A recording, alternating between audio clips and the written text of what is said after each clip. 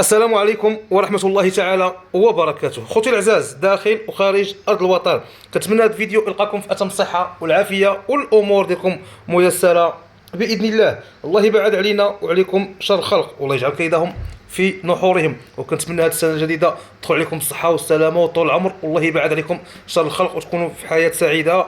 والمتابعين الأعزاز كنتمنى لهم السعادة في الدنيا والجنة في الآخرة. كيف مشوا اخوتي العزاز؟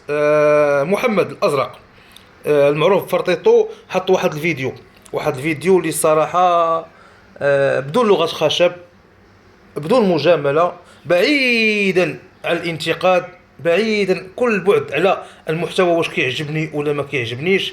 اليوم غادي نوقفوا وقفه تامل وغادي نقولوا الله يشافي الوليدات ديال علي، وكذلك الله يشافي الوليدات ديال عبد الخالق، وكذلك الله يشافي الوليدات ديال المغاربه كاملين والمسلمين كاملين، لان هذا المرض صعيب، هذا المرض صعيب. وحتى انا اليوم ثلاثاء وليداتي بجوج ما مشاوش يقراو لانهم تما صبحوا مرض، لان هذا الجو هذا خايب وخايب بزاف. دائما كنقول لكم خذوا القصه، خذوها للعبره، ما تاخذوهاش للفرجه. اليوم في هذا الفيديو هذا بعيدا عن الانتقاد، بعيدا عن لغه الخشب، بعيدا عن كل ما يساوي الانسان من هذا اجدار ولا هذا اجدار ولا المحتوى ولا ضرب فيا ولا ضرب فيك. اليوم بعيد على هذا الشيء كامل. كنتمنى الرساله تكون العبره، اللهم لا شماتة. وكنتمنى من القنوات ديال الطرف ديال محمد حتى هما يخرجوا بالدعاء والشفاء. علاش؟ لان احنا كبرنا في واحد الجو عائلي، كبرنا في واحد الجو مغربي، تكافل والتضامن. غنساو بان علي بغى يدخل محمد للسجن، غنساو بان علي ضرب في العراض ديال الراديو، غنساو هذا الشيء كامل. من زمان حنا كنسمعوا بان جوج حوايج ما كتبغيهمش العدو، هي الحبس هي المرض. اذا وليدات صغار مراد كيبقاو ملائكه، كندعيو لهم بالشفاء. ما نقولوش كيكذبوا، ما نقولوش كيديروا، ما نقولوا حتى شي حاجه.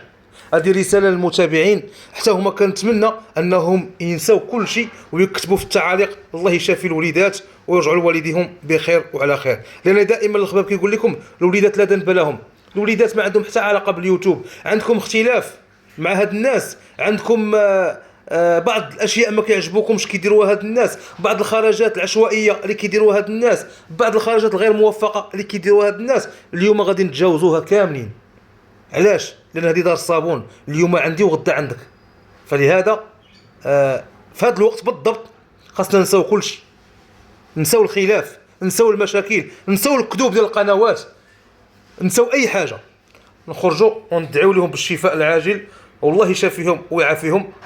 واي واحد عنده شي وليدات مرض يشوفهم ويرد لهم البال، لان ماشي مرض صعيب في هذا الوقت. المرض عنده الدواء، الحمد لله. الطب ديالنا تطور الحمد لله. شي على الفارماسيان اضعف الايمان، على الفارماسيان تمشي عنده تقول ليه الاعراض اللي كيحس بها ولدي ولا كتحس بها بنتي، غادي يعطيك الدواء وغادي يقول لك اشنو كاين واشنو كاين واشنو كاين. هذه اضعف الايمان. اما اللي عنده امكانيات يمشي للطبيب، وحتى الطبيب ديال المخزن راه حتى هو قاري الطب. راه هذه العقليه اللي خاصكم تحيدوا، راه هذه العقليه اللي خاصكم تحيدوا. لا مشى عداه للمخزن، لا مشى داه البريفي. خوتي العزاز البريفي قاري الطب، المخزن حتى هو راه قاري الطب، حتى هو قاري 7 سنين ديال الطب ودار التخصص، وحتى هو دار كذا باش ولا طبيب.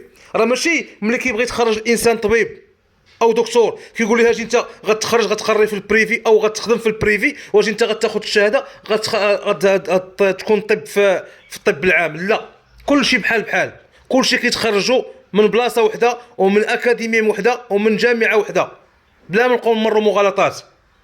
وبالاخص راه كاين بعض الطب العام وبعض الطب ديال المخزن ديال الدوله احسن من الطب الخاص ب1000 خطره. فلهذا ما نبقاوش نمروا مغالطات. لان شفت واحد الضجه نايضه في القنوات لا علاش داو وليداتو للسبيطار ديال المخزن. خاصكم تعرفوا بان بن رشد عندنا حنا في الدار البيضاء، بن رشد راه مستشفى جامعي. عشان هي مستشفى جامعي كيجيو يقراو فيه، حتى الافارقه كيجيو يقراو فيه، يعني راه مستشفى جامعي. انا قلت لكم بدون لغه خشب، رغم المشاكل والاختلاف اللي عندي مع صاحب قناه مليونيه والخرجات العشوائيه ديالو، ولكن ملي كيكونوا وليدات مراد كنساو كل شيء وكنتجاوزوا كل شيء. وهنا غتكون رساله حتى للقنوات اللي كانوا كيدافعوا على القناه المليونيه وكانوا كيضربوا في راديا الوقت اللي مشات ولدت السبيطار ديال المخزن، وكانوا كيستهزئوا بها علاش داها للسبيطار المخزن وانه عنده الفلوس وخازن الفلوس وما باغيش يخرج الفلوس. اذا اليوم جاوبتوا نفوسكم بنفوسكم، انتوما اللي في واحد الوقت كنتو خارجين وكتضربوا في محمد وراديه على انه ولد ساره في السبيطار ديال المخزن واستهزأتوا به، اليوم خرجتوا كتدافعوا على سبيطار المخزن من اللي علي دا وليداتو سبيطار المخزن. اذا ملي كنقول لكم الانتقاد شي حاجه صعيبه، الانتقاد رقم صعيب. ملي نبغي ننتقد ونبغي نخرج الراي ديالي، اذا نبعدوا من لغه الخشب، نبعدوا من المجاملات، الحق حق والباطل باطل. اليوم شفناكم كتدافعوا على السبيطار ديال المخزن، وفي امس القريب ملي كانت راضيه غتولد السبيطار ديال المخزن ضحكتوا عليها واستهزأتوا بها ودلوا اننا حنا خرجنا وجاوبنا وقلنا لكم بسبيطار المخزن طلعت الطوندونس. فلهذا رساله لاي متابع ورساله لاي صاحب قناه، راه تا واحد ما كينفع واحد، تا واحد ما كينفع واحد. غدا امام الله عندما تلتقي الخصوم راه ما كينفع حتى شي واحد.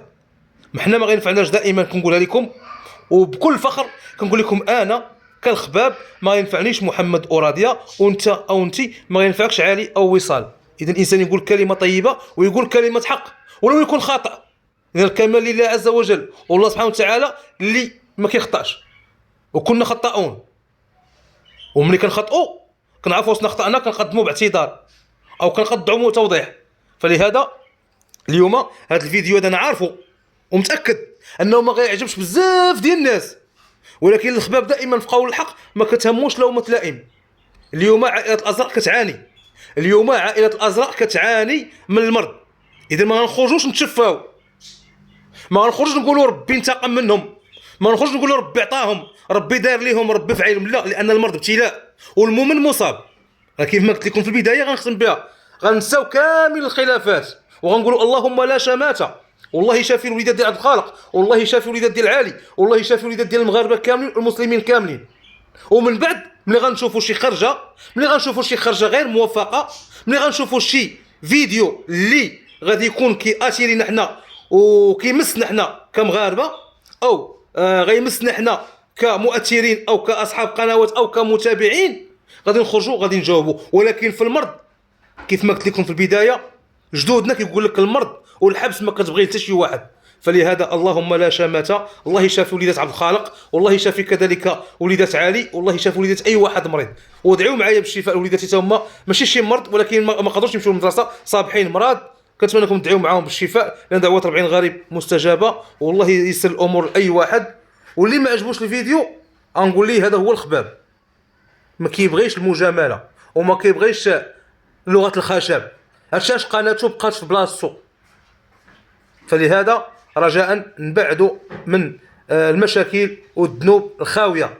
حتى واحد ما كيستاهل نديو على قبلو الذنوب، حتى واحد ما كيستاهل على قبلو نديو العداوه. حنا ما عندنا عداوه مع حتى شي واحد، عندنا خرجات كنتاقدوا كنحاولوا نبينوا الحق. والسلام عليكم ورحمه الله تعالى.